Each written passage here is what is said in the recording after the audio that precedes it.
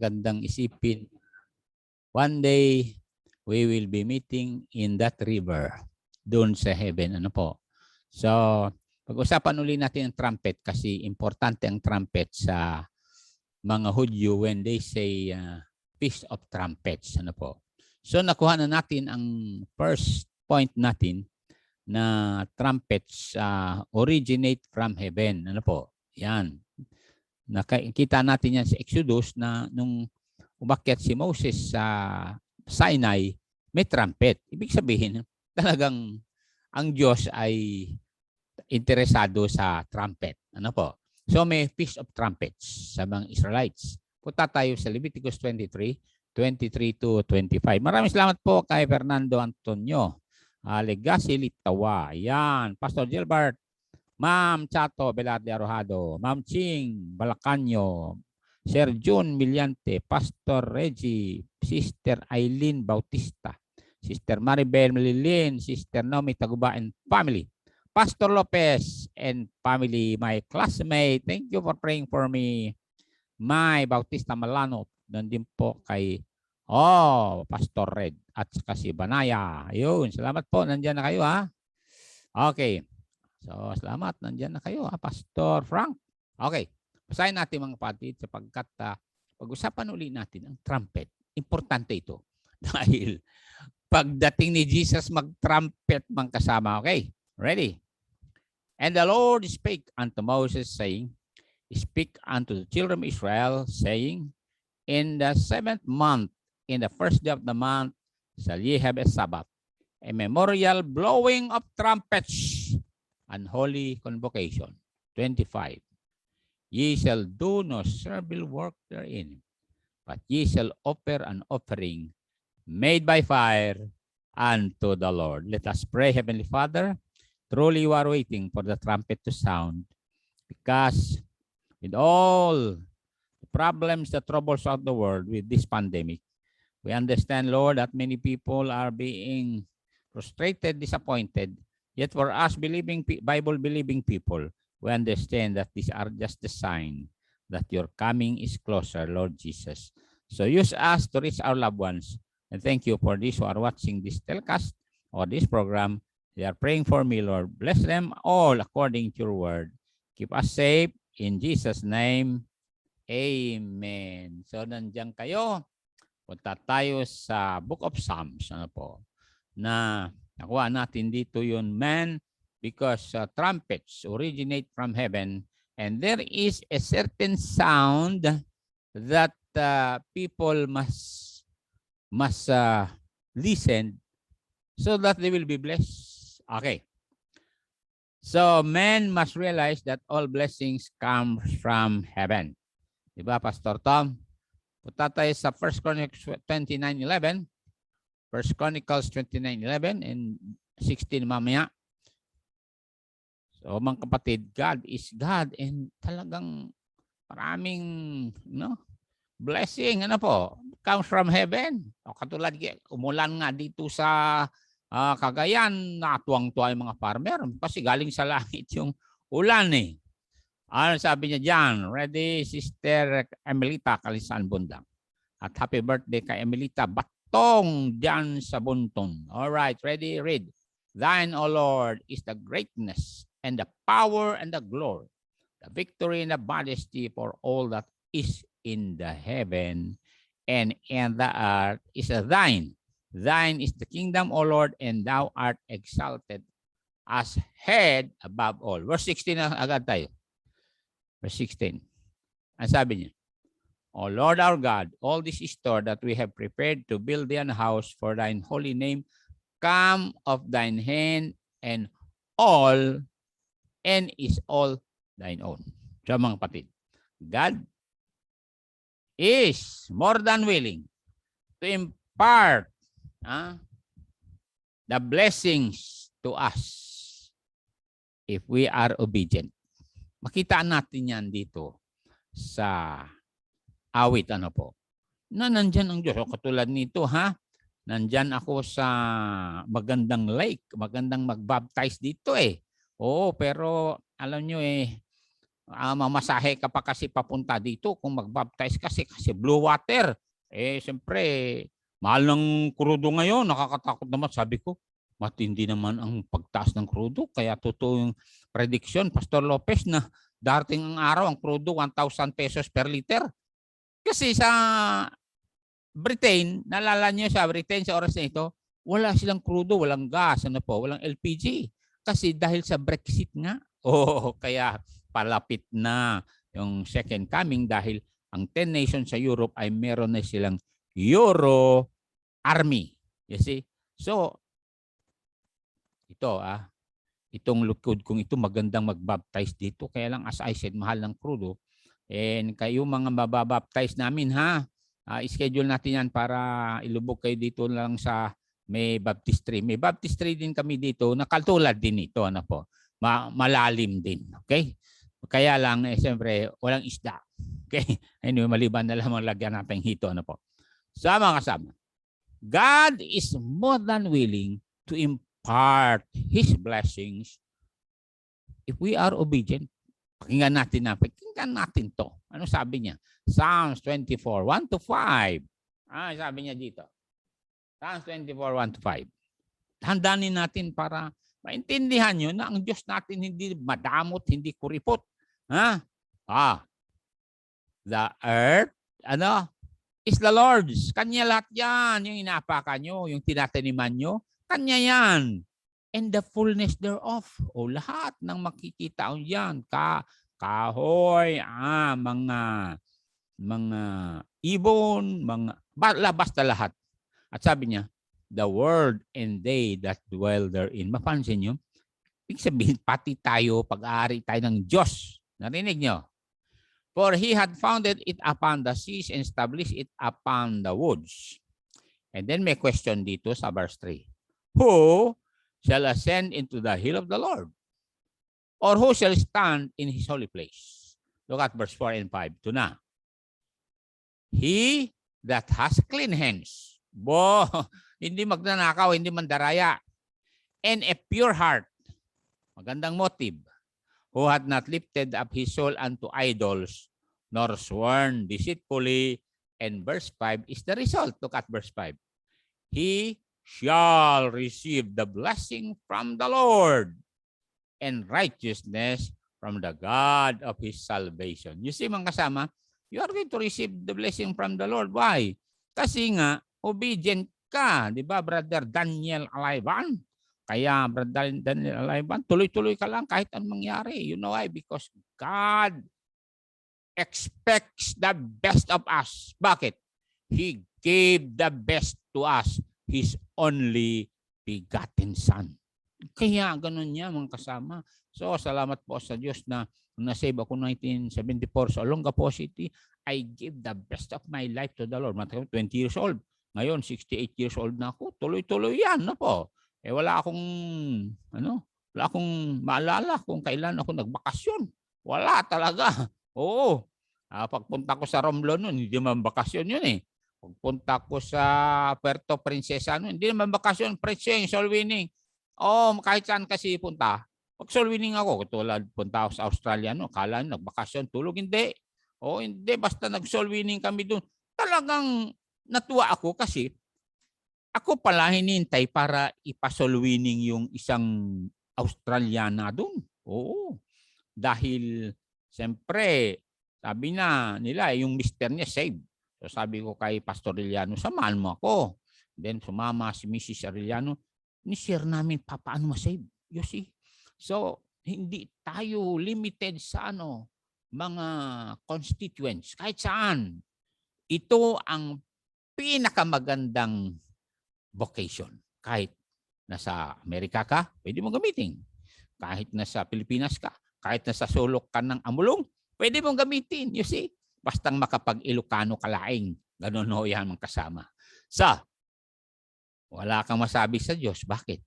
Kung ang career mo limited lang sa ganito, hanggang doon ka lang. Pero that doesn't mean kung engineer ka, doktor ka, hindi ka mag-soul winning.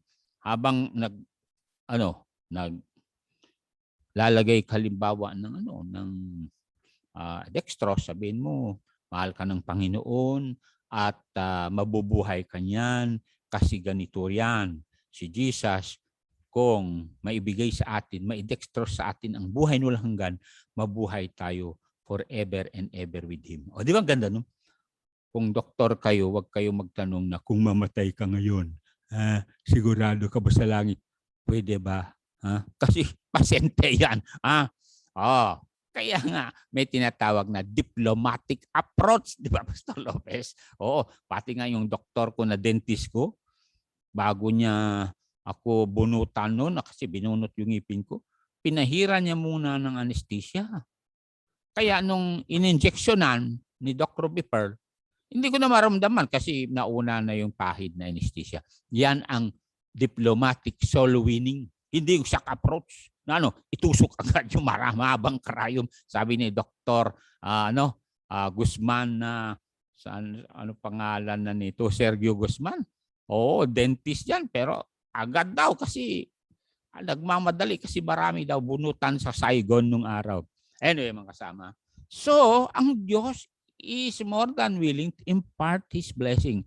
It's all because of the blessing of eternal life.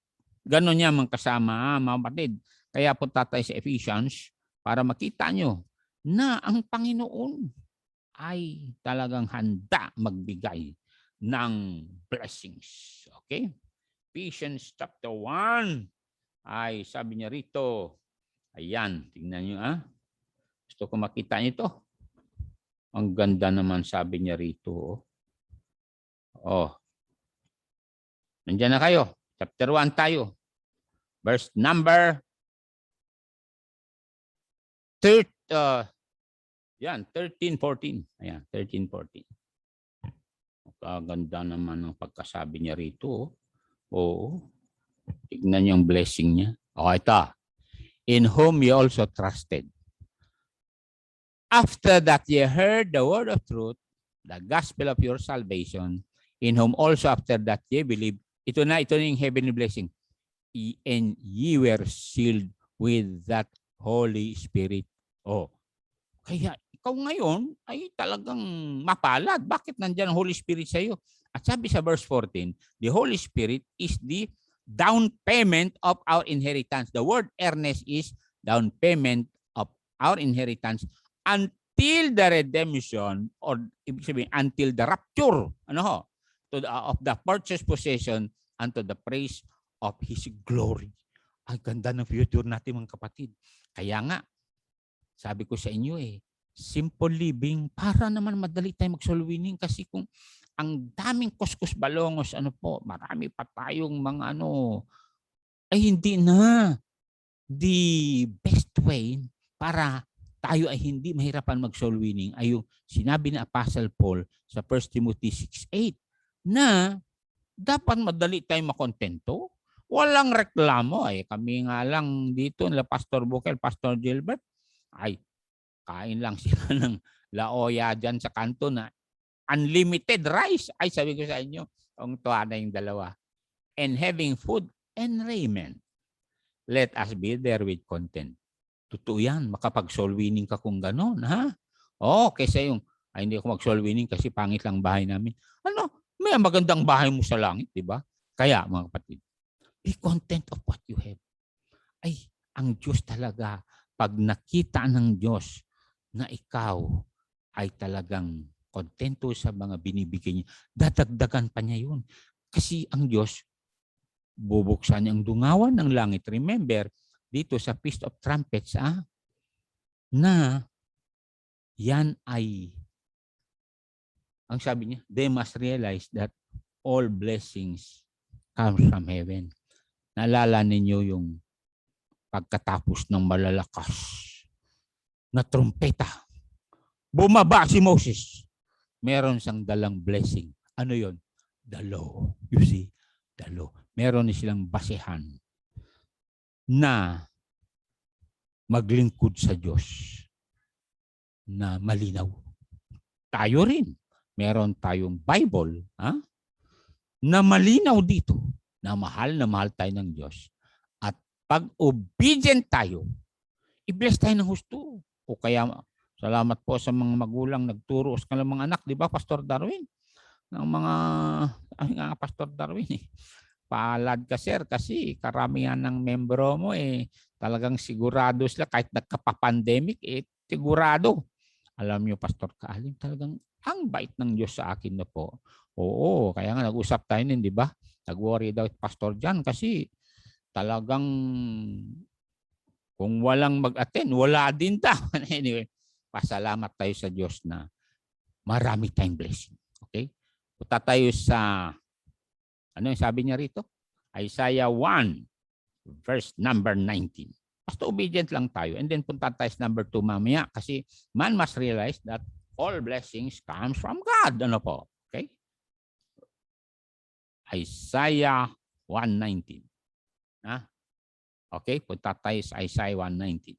Oh, ready? Ready? Diyan na kayo. If, sabi niya, if, ang galing na yan. Uy, nandyan si Ale Grace Kines Kalim. Alea Grace, lang Pastor Kalim to eh.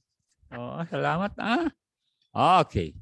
If ye be willing and obedient, ye shall eat the good of Cagayan. Ay, of the land. Ay, sabi ko sa inyo, Cagayan. Ang daming blessing dito sa amin. Dala si Pastor Bukel kanina ng mga okrana. Ang sarap naman okrana yun. Dala si Pastor Tom dito bigas. Dala si Brother Don Bell dito ng mga payong. Kaya nabigay ko ng payong sa mga pastor na kaya lapit na maubos. Okay. So don't forget this verse. If you be willing and obedient, ye shall eat the good of the land.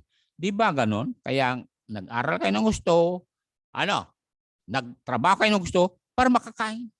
Ganun yan, mga kasama. Sabihin ko nga sa inyo, talagang bait ng Diyos sa amin dito. Kami pagkain dito, mga kapatid. Sila Pastor Gilbert nga nakatuwa ako dahil sabi lang mura lang daw yung papaitan dito at only rice. Kaya sabi ko, hindi daw ako magluto. Dadala kayo sa kanto kakain. Ay, kayo na mga pastor, gusto niyo matikman, punta kayo dito, pwede na. Pero may social distancing pala. Okay. Number 2. So trumpets originate from heaven. Therefore, man must realize that all blessings comes from heaven. Nakuha na natin yan sa Exodus 19:16 and Exodus 20:18. Nalala nyo na? Ang una nilang narinig na trumpet galing doon sa langit nung kinuha ni Moses, yung 10 Commandments. See? Number 2. Man must realize, man must remember that heaven holds all the records of human activities here on earth. Ulitin ko. Trumpets that originate from heaven must, this is an evidence that man must remember that heaven holds all the records of human activities here on earth. Ulitin ko yung trumpet galing sa langit yun. Umalingaw-ngaw galing sa langit. And man must remember that heaven holds the records of all human activities here on earth. Kaya huwag niyong sabihin na wala akong record sa heaven. Kung may sabi sa'yo, meron kang personal record doon, brother o sister, Kung save ka, nandun na yung works mo. Ibig sabihin, sabi niya sa 1 Corinthians, dahil heaven holds all the records of your activity here on earth, may I read to you na in the judgment seat of Christ, sabi niya rito, sa verse number 3 hanggang 15 13 to 15 pala. Ang sabi niya diyan. Para makita niyo na may trumpet one day, pag nag-trumpet, bakas kasabak ko, ang record nyo ngayon ay mabubuksan sa langit. Oo, kaya yung trumpet na yan. Ilan kaya sa atin makakabahan kung mag-trumpet, ha? Bakit may record dun? Look at this. Every man's work shall be made manifest, for the day shall declare it, because it shall be revealed by fire. And the fire shall try every man's work. Yung work mo ang masusunog, hindi ikaw. Of what sort it is. Verse 14. Ang sabi niya. If any man's work abide, which he hath built, thereupon, he shall receive a reward. Oh, what a day. Ang saya noon, ano po? Pero, kung nagwalay-walay ka rito, tuloy-tuloy ka nagkasala, ano is verse 15? Ready? Verse 15. If any man's work shall be burned, he shall suffer loss, but he himself shall be saved, yet so as by fire. Bakit lost? It's because hindi mo iningatan katawan mo. Sa verse 16 and 17, look at this. Hindi mo iningatan katawan mo eh. Kaya kung believer ka na, ingatan mo na, ha? Know ye not that ye are the temple of God, and that the Spirit of God dwell in you? Verse 17, if any man ruin or destroy or make it dirty, or if any man defile the temple of God, your body, him shall God destroy, for the temple of God is holy, which temple you are. Ano yung ibig sabihin nun? Him shall God destroy. Yan ay sin unto death. Kaya, maaaring sabihin nyo, wala naman sa Bible ang sin unto death. Pag nagpapatuloy ka sa kasalanan mo, ayaw mo maituwid. Sabi ng Bible sa 1 John chapter 5, ang sabi niya rito. Gusto kong makita nyo dito. Verse number 16 and 17. Yan, mga kapatid, para naman mawarningan tayo para habang naghintay tayo sa second coming. Dahil sa second coming may trumpet. Ready? Read. If any man see his brother sin, a sin which is not unto death, he shall ask and he shall give him life. Ibig sabihin, ituwid. For them that sin not unto death, there is a sin unto death. I do not say that he shall pray for it. 17. Ang sabi niya rito. All unrighteousness is sin, and there is a sin not unto death. Kaya nga, kung magsisi ka, itatagalin pa. Extend pa ng Diyos ang buhay mo. Pero kung hindi, walang nakita ng Diyos sa iyo kundi sarili mo, hindi nakikita si Jesus sa buhay mo, talagang sin unto death. Kaya, pag-pray nyo kami mga pastor para magtatagal pang buhay namin dito. Gusto po namin na maglingkod, mag-encourage sa inyo dahil ang Diyos natin ay handang magbigay ng blessing sa atin. Basta, matuwid lang tayo, mahalin natin ang Panginoon.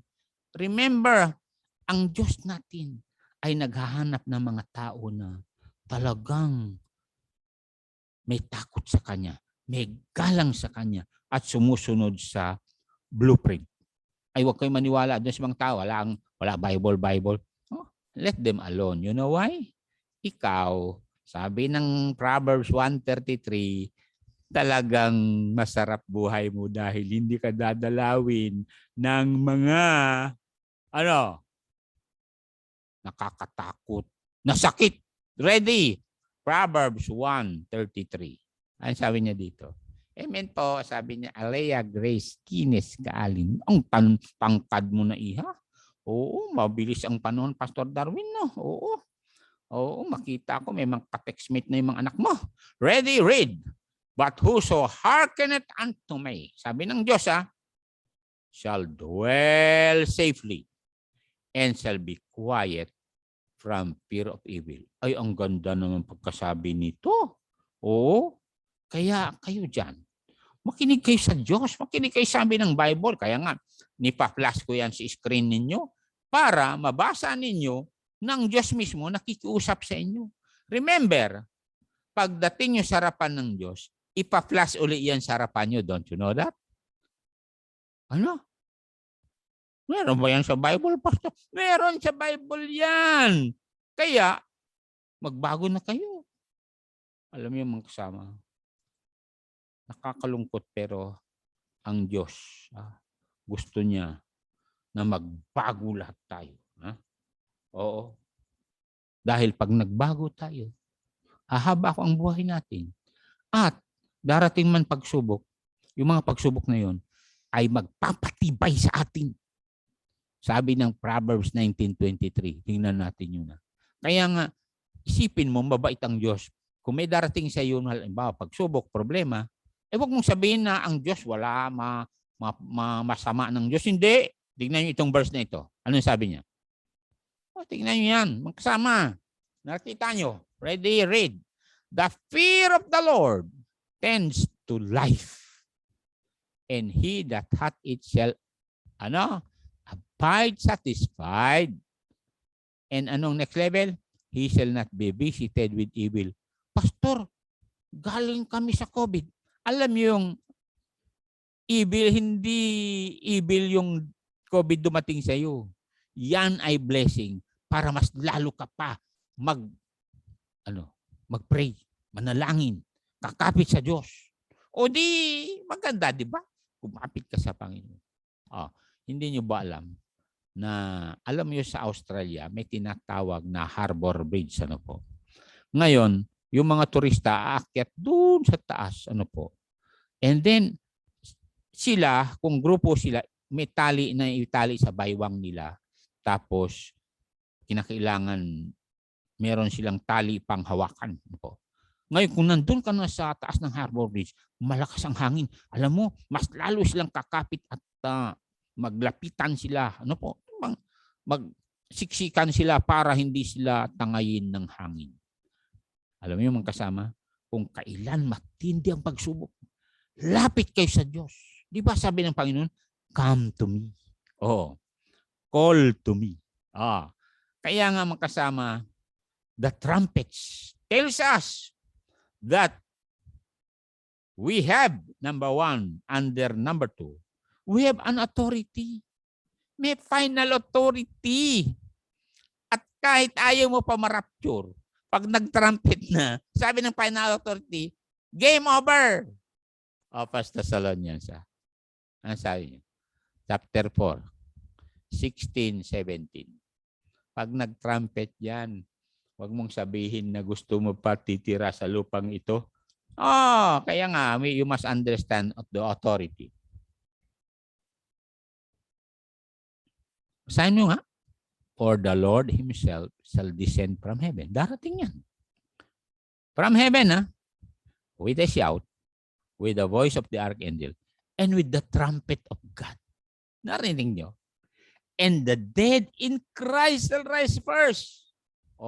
Kaya nga habang inaawit yung near the cross, makita mo mga daming tao doon sa heaven, ano po. And then ang good news ay sa 17. Ano yung good news, kapatid? Then we, kasama ka kung nagsisi ka, tinanggap mo si Jesus. Excited ka kasi nauna na yung mga record mo doon eh. Then we which are alive and remain shall be caught up together with them in the clouds to meet the Lord in the air. And so shall we ever be with the Lord. Wherefore comfort one another with these words. Bakit comfort? It's because ganito. Narinig nyo ba? Na dumami, 150 na ang umiikot na jet plane ng China dyan sa Taiwan. Narinig niya. Ibig sabihin, totoo ang Revelation chapter 16 verse 12 na yung kings of the east, magkakaisa talaga yan. At we don't know what will happen kasi pag nagkamali sila dyan, delikado kasi 2 aircraft carrier ng Amerika dito sa South China Sea. And then doon sa East China Sea, nandun yung Queen Elizabeth aircraft carrier ng Britain. Pagkatas dinagdagan pa ng aircraft carrier ng Japan. You see? And sabi ng Bible dito, pakinggan nyo ito. Revelation 6:3 and 4. Magpatayan talaga sila. Bakit? They are already ready. Don't you know that? Ha? Ready na sila. They have all the armaments. Ano po? They have all the F-35s. Look at this, verse 3 and 4. And when he had opened the sixth seal, or second seal, I heard the second beast say, come and see. And there went out another horse that was red. Red China yan. Kasi yung flag nila, red. Oh.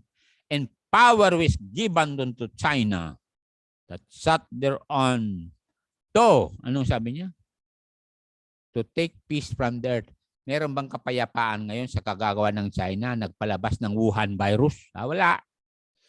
At lalong-lalo na ngayon kasi sabi ng China, bobombahin ko ang Japan ng nuclear bomb. Bobombahin ko ang Australia ng nuclear bomb.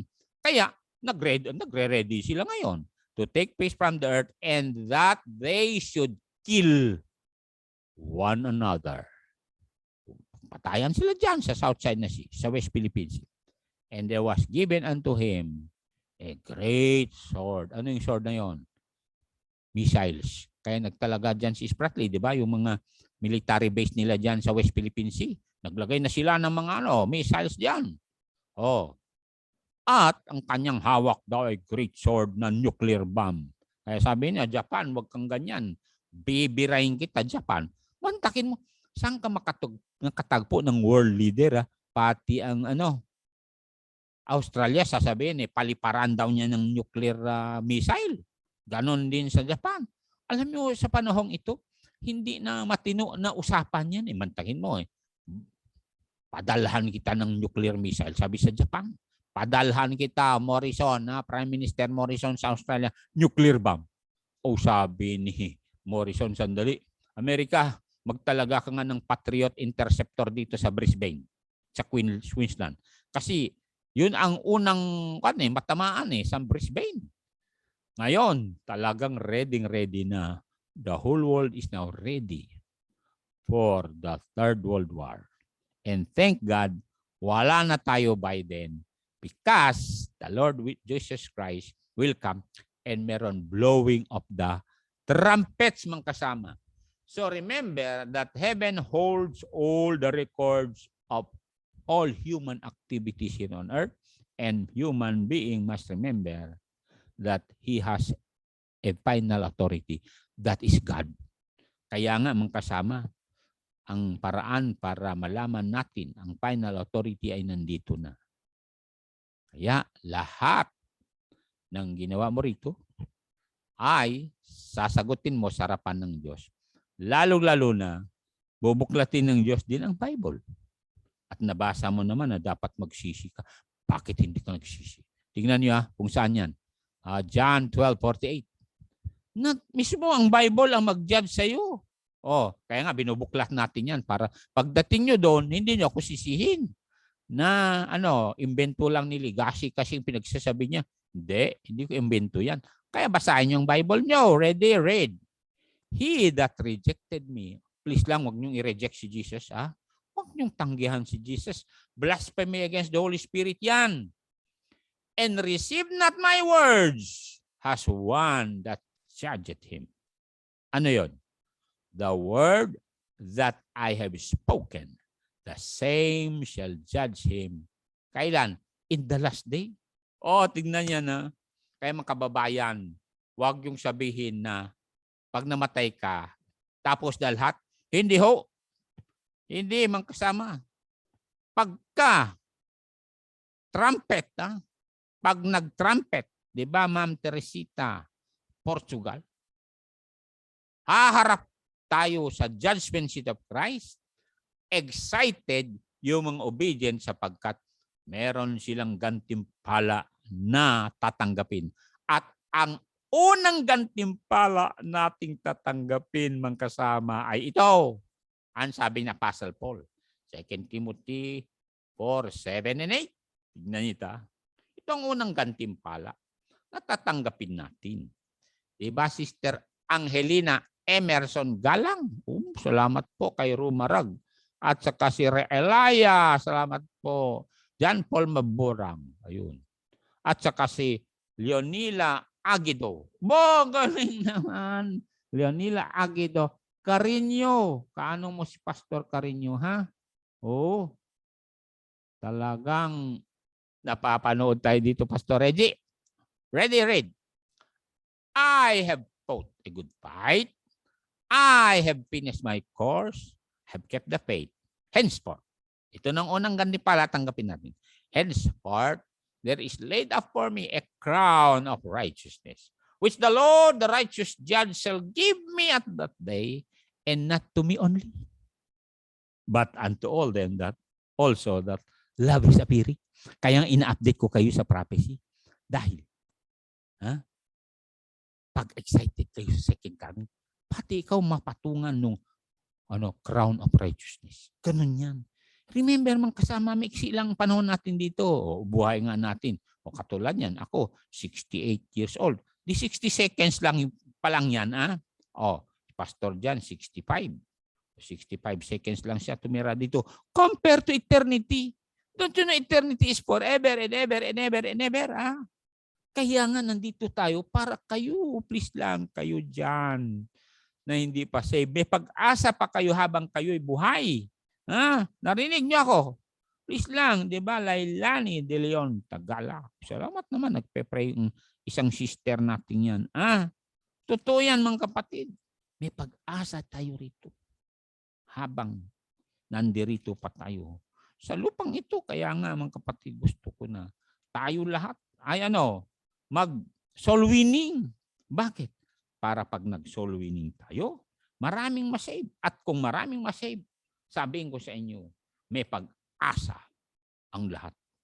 Pakinggan natin chapter 33 dito sa Ezekiel, Anong sabi ng Ezekiel 33? Verse 11. Ano sabi niya? 33:11. Narinig nyo, mga kapatid. Basahin natin, sabi ko na nga ba Ready, read. Say unto them, as I live, saith the Lord, I have no pleasure in the death of the wicked, but that the wicked turn from his wicked way and live. Turn ye from your evil ways, for why will ye die, O house of Israel? Alam niyo ba kung bakit? Kasi dito, look at this. Doon sa verse number 2 hanggang 3. Tingnan ito. Yan mismo sa Ezekiel. Son of man, speak to the children of thy people, and say unto them, when I bring the sword upon a land, if the people of the land take a man of their cause and set him for their watchman. Anong hawak ng watchman? Pakinggan nyo ito. Verse 2, verse 3. Anong hawak ng watchman? Ito ang hawak ng watchman. If when he see the sword come upon the land, he blow the trumpet and warn the people. Tignan yan, Kaya, importante may trumpet. Look at verse 4. Then whosoever hear the sound of the trumpet and take not warning, hindi sila maniwala na darating Panginoon. If the sword come and take him away, his blood shall be upon his own head. Don't you know we are trumpeting the coming of the Lord? Yung iba sa inyo, bakit ako maghanda? Malapit na buksan ng SM Bagay Road. Ang ganda-ganda. Wag na yung hintayin yan. Hindi nyo ba alam? Hindi ko makapasok dyan kung wala kayong chip sa kanang kamay at saka QR sa noo. Totoo yan. Pagpasok namin ni Faith sa SM nga, QR na lang. Kukunin yung cellphone at idikit doon sa, pipicturan yung QR at makapasok na kami. Wala nang tinatawag na tracing dyan. Kasi nandun na sa cellphone yung tracing at nandun na rin sa record ang SM kung sino kami. Mantakin nyo yan. Nangyayari na yan. In fact, maging mandatory na lahat ng tao ay dapat may RFID na at i-issue ng land bank yan. You see? RFID number. Radio frequency identification. Kaya lahat ng, meron na yan ha, meron yan. Punta kayo sa land bank. Ito yung national ID, voter's ID, at COVID-19 ID, vaccine ID, ilalagay, incorporate yan sa chips. Parang meron kang SIM card na pagdating ng oras. Kahit saan ka punta, matetrace ka. Pastor, pwede ba yun? Ano? Kayo na may cellphone, di ba? Kasi may SIM card ang cellphone nyo. Di ba? Pag nag-send yung NDRRMC ng advisory na mag-ingat kayo. Tatanggap ka ng message, di ba? Kasi may SIM card eh. Pagdating ng araw, ikaw na ilalagay yung SIM card dito mo. Yung RFID. Mag-search kayo kasi, mga kasama. Marami ng tao meron yan sa Amerika, sa Switzerland, may RFID na sila. Kaya nga, cashless society. Narinig nyo, mga kasama. Kaya tayo dito ay nagpapasalamat na the trumpet originate from heaven and one day the trumpet will sound from heaven at alis tayo dito. Meaning, we must remember that heaven holds all the records of human activities here on earth, and man has an authority, that's God, and man is responsible for his destiny. Choice mo. Choice mo yan. Decision mo kung putak sa impyerno. Decision mo rin kung magbago ka, magsisi ka. Bakit? Accountable ka sa buhay mo at buhay ng pamilya mo. Don't you know that? Accountable ka dyan. Mananagot ka dyan. Tignan nyo sa Ezekiel 3:18, ha? Tignan nyo ito. Ano sabi niya? 3:18, kung hindi ka mag-warning sa ibang mga tao, hindi ka mag-soul winning, ano mangyari? Accountable ka sa loved ones mo. Kaya panahon na huwag kayong mahiya na i-share ninyo how to be saved. Ready, read. When I say unto the wicked, thou shalt surely die. Kasi lahat naman ng tao mamatay. And thou given him not warning. Hindi ka man lang nagpunta ron at sabihin, nagsakripisyo kami punta rito para i-soul winning ka. Sabi mo nor speakest to warn the wicked from his wicked way to save his life.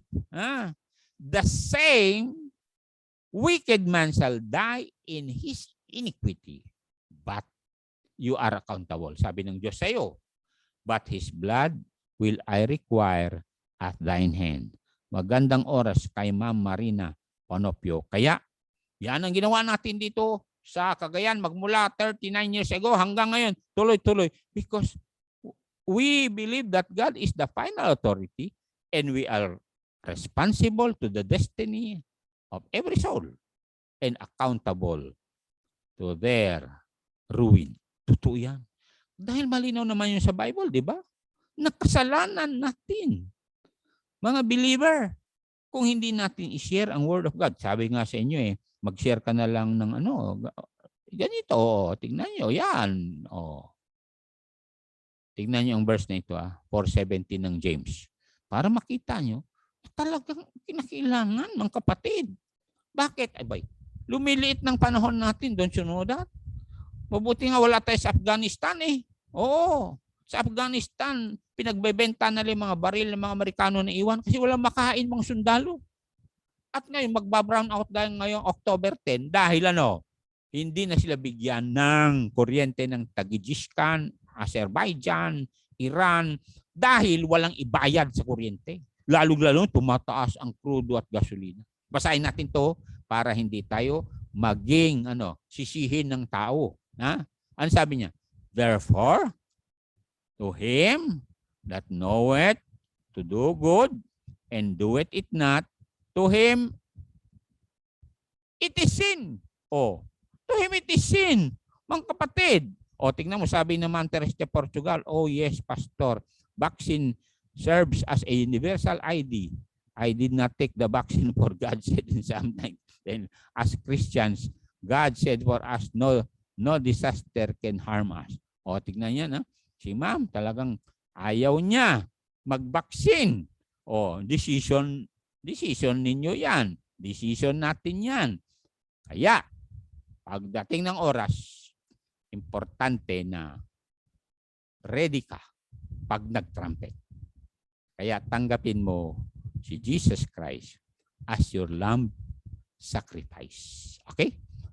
Let us pray. Heavenly Father, thank you again for trusting us to study about the trumpets. That the first trumpet that Israelites heard came from heaven. And what a blessing that when Moses came down from the mountain, he was carrying a moral law for them to learn about God. Now, God, help us to sound the trumpet to let people know that Jesus saves through our broadcast. Bless Ma'am Teresita Portugal. Bless also Mylene, Ma'am Gilon, Ateni, Arisa, Anton din po ka Clive and Kay, Kit Pisel, Jeff and Jess, Cyan Earth. And thank you for hearing our prayers for Brother Sir Felix and the driver together with Ma'am Naomi. Bless also the Sam family, mga Da family, the Sumera family, na Matante family, Kaalim family, Carino family.